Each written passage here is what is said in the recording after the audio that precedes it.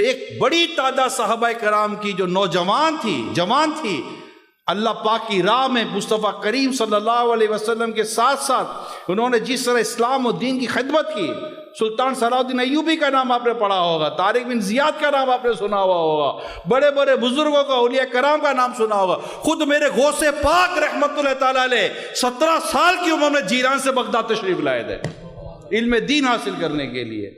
اس طرح اور بزرگان دین، یہ لاکھوں لاکھ کروڑوں اولیاء کرام گزرے، ہمارے لاکھوں محدثین کرام گزرے، اور ایک بڑی تعداد مفسرین کی گزری، علماء کی گزری۔ کیا انہوں نے بڑھاپے میں جا کر علم دین حاصل کیا تھا؟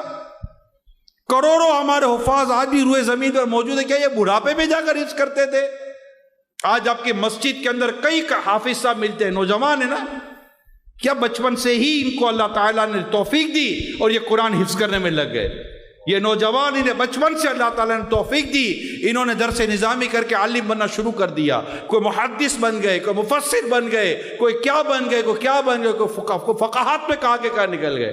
بھئی یہ کون تھے؟ یہ کون تھے؟ اچھا یہ کیا کاروبار، ان کا روزگار نہیں تھا؟ کیا ان کا کاروبار نہیں تھا؟ مانگ کر تو کوئی بھی نہیں کھاتا تھا؟ کیا ان کی فیملیز نہیں تھی؟ مگر دین کی جس طرح خدمت ہوئی، اور یہ نوجوان پڑھ پڑھ کر آگے بڑھتے چلے گئے، اور ہمیں وہ کچھ کر کے گئے، وہ کچھ لکھ کر گئے کہ آج آنے والی نسلیں ان کے لکھے ہوئے اور ان کے بولے ہوئے سے فائدہ اٹھا رہی ہے۔ ہم خود بیان کرتے ہیں ان کا لکھا ہوا، ان کا بولا ہوا۔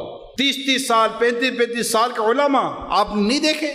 میں اپنے نوجوانوں سے پوچھتا ہوں، یہ 35 سال اور 30 سال کے جو علماء ہیں، 40 سال کی جو مفتی صاحب ہیں جنہوں نے 15 سال مفتی بننے میں ان کے 15 سال لگ گئے، اس کا مطلب یہ 20 سال 22 سال کی عمر میں ہی پڑھنے گئے تھے۔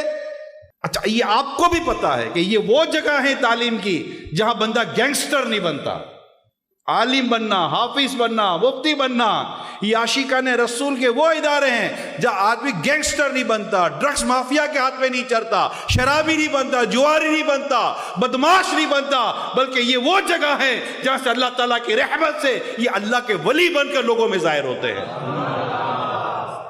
وہاں سے نیک بنتے ہیں، متقی بنتے ہیں، پرہیزگار بنتے ہیں، ماں باپ کے اطاعت گزار بنتے ہیں۔ کاش کاش کاش ہم والدین اپنے بچوں کے لیے ان جگہوں کا انتخاب کرتے ہیں۔